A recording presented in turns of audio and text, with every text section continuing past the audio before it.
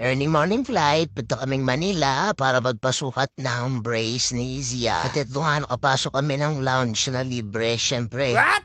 Perks ng aking asawa. Buti na lang sumama si Ate Ai at least hindi maboboring si Zia namin.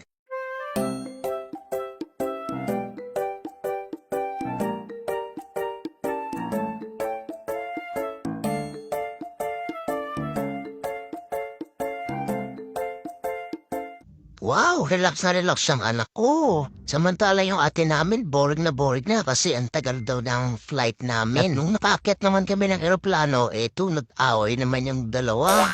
Dahil sa upuan, dahil si ate ay gusto sa window side. At ito naman ng siya namin, ayaw din magpatalo. Kawawa naman ang ate namin, laging nabubuli ng kanyang cousin. Yes po, mamaya. Palit kayo mamaya. Actually, sa totoo po siya talaga.